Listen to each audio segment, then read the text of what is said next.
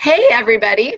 I am here this Wednesday to talk to you about fat and why I think it gets a bad rap. There has been a long history of war against fats. And if you're wondering what I mean by this, if I'd encourage you to go to the grocery store and walk around and just really notice the number of products that still really, I guess, emphasize the fact that they are low fat. And one product in particular that you might want to take a look at would be the yogurt section of the grocery store. That's only one area, but one area that I wanted you to take note of.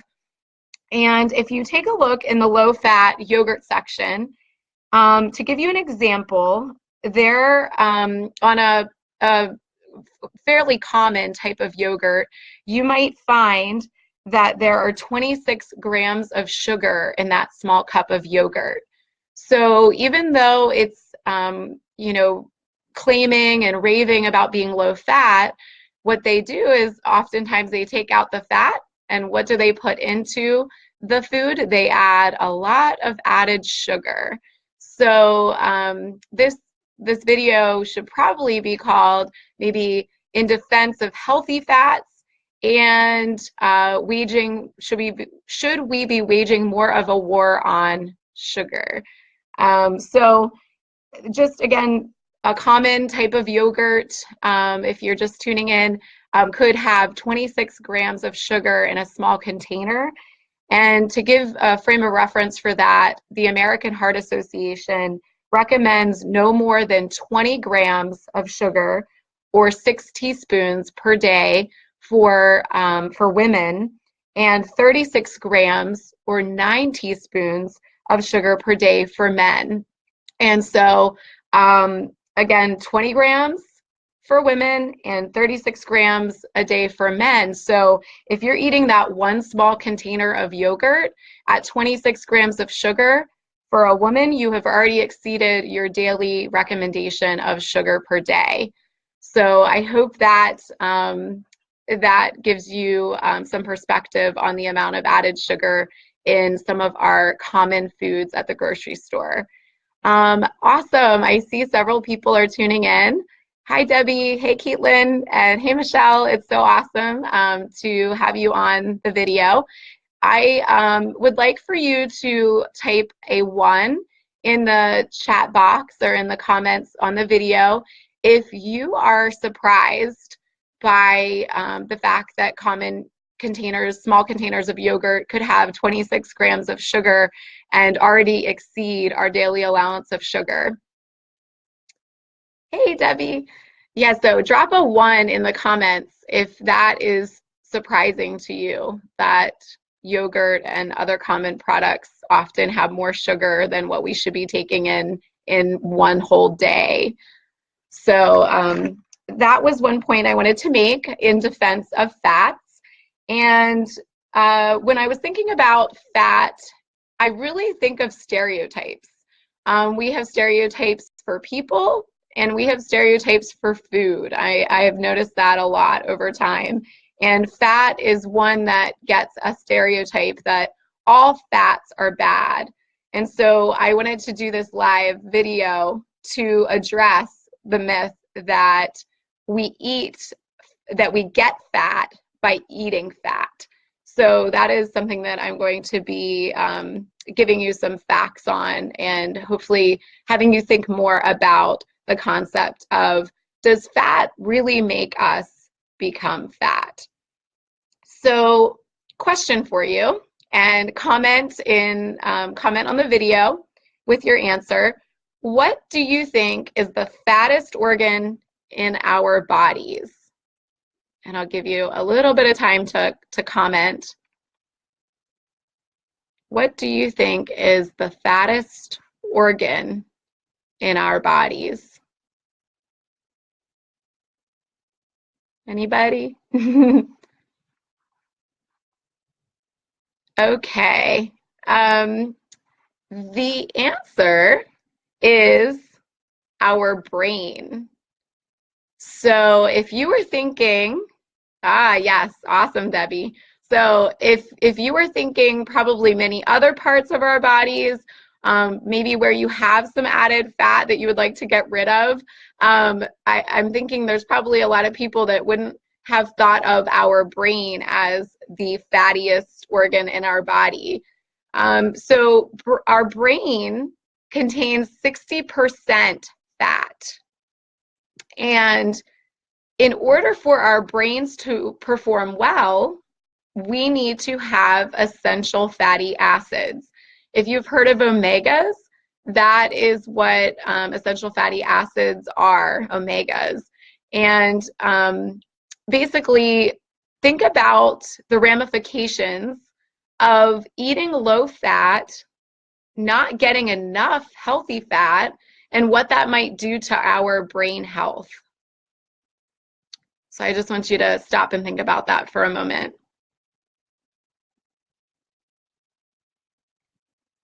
And now I want to shift a little bit toward some facts about obesity and diabetes in our country. And I want you to think about if eating low fat is truly helping people, then why are the statistics the way they are? So here are some statistics. In 1958, 1% of the population in the United States had diagnosed diabetes. Now, nearly 10% of our population in the United States has diabetes, according to the American Diabetes Association. So an increase from 1% in 1958 to now 10% of the population has diabetes. That's 29.1 million Americans, and more than a quarter of those people do not even know that they have diabetes. So that's a whole nother issue. If you don't even know you have diabetes, how are you going to then start to consider making changes, making choices about your lifestyle in order to get healthier and bounce back from diabetes? The American Diabetes Association reports that the number of people who have diabetes has increased by 382% from between 1988 and 2014. Let me say that again. ADA, the American Diabetes Association, reports that the number of people with diabetes has increased by 382% between 1988 and 2014. In Pennsylvania, I pulled out a statistic from Pennsylvania so we can think about that for all of you who live in Pennsylvania with me. In Pennsylvania, this is talking about obesity. In Pennsylvania, about 30% of adults are obese. This is from a statistic from 2016. About 30% of Pennsylvania adults are obese. 30% of adults in about 25 states in the United States are obese. So a large portion of the United States have obesity rates of at least 25% or higher. So again, if eating low fat, avoiding fats would help with obesity and diabetes, then how come the rates of obesity and diabetes have just increased so much over the years since implementing a low-fat diet and essentially kind of waging a war against fats and teaching people that we should not be eating fats? All right. Oh, Debbie, it's okay. I hope you can check out the remainder.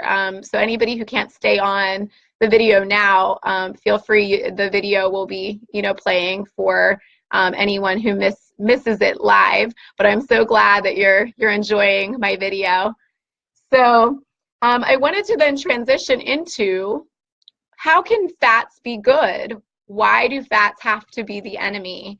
And is this really just a stereotype that has been created by the food industry to you know, to maybe add more sugar to our food. And again, there's a lot of misconceptions about nutrition out there, a lot of contradictory information. So I think for so long, there's these trends that go through about what's good and what's not good. And they find out years later from looking at the suffering and looking at the diseases and things that people are experiencing, they realize, oh gosh, that wasn't maybe the smartest move, or oh, that wasn't good for our health. And so I'm planning to post some pictures, some things that deal with the war on fat and fat getting a bad rap. After I conclude the video, I'm going to post some pictures that relate to that, to just give you a little bit more sense of what I'm talking about. So if you're wondering, okay, so if fats aren't bad, then which fats are good? And so I'm just going to give a quick summary about that for you. There are many types of food that contain healthy fats. Some examples are avocados, yummy. Did you know that an avocado has 23 grams of healthy fat? And the type of fat in avocados is monounsaturated. So you may have heard about how healthy fats, there are two main types of unsaturated healthy fats. They are polyunsaturated and monounsaturated. The unhealthy fats, or the bad guys, I guess you could say, are considered saturated and trans fats. But if you're looking for foods that contain healthy fats, or monounsaturated and polyunsaturated, you might find them in things like avocados, like I mentioned, nuts, olives, olive oil, coconut oil, salmon. So there's a variety of foods that we can eat that contain healthy fats that, again, can help our brain health. Like I commented on about our brain being 60% fat. And so we need healthy fats to help our brain function properly. And I wanted to have you guys comment on the video about if you have a favorite snack or a favorite food that you know contains healthy fats. Do you enjoy eating avocados? Do you enjoy nuts, olives, olive oil, coconut oil, salmon? To contrast those healthy fats, the saturated or the trans fats, what you really have to watch out for are often a lot of fried foods, and you know, the types of oils that are being used to fry the foods are not typically coconut oil and olive oil. They can be very highly processed, refined oils. And so you want to really watch out for those saturated and trans fats. So I talked about brain health, but also there have been many studies talking about cardiovascular health, your heart, your blood vessels, and the importance of staying away from the bad fats. But there are many, there is a lot of information out there supporting the benefits of eating foods that contain healthy fats to promote your cardiovascular health. So if you are interested in learning more about how healthy fats or other parts of the foods you're eating every day could impact your health and wellness, I would love to talk to you. I am offering wellness consults, 60-minute wellness consults for only $97 for a limited time. And I have Friday appointments available. I actually have several appointments available this Friday, and some Fridays coming up here in February. So if you would like to learn more from me about food choices, having a better idea of what's in your food so that you can make better informed choices when you're going grocery shopping, for if you have a family, it's so important to know what's in your food and be I would say, a good role model. When you make better choices, then that impacts your children and impacts your family. And they start taking on some of the positive habits that you have begun. So you really have a lot of power if you're a parent, or even just other people in your life that are watching you making better choices, healthier choices, and changing your habits. So I would love to talk with you. And again, you can message me on my Facebook page, Upgrade Your Life Health Coaching.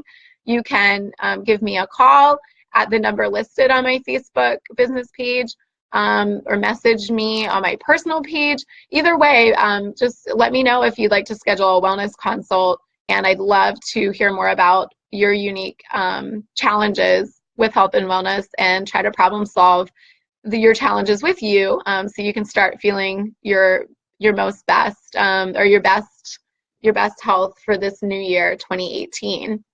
So thanks so much for joining me for Fat Gets a Bad Rap.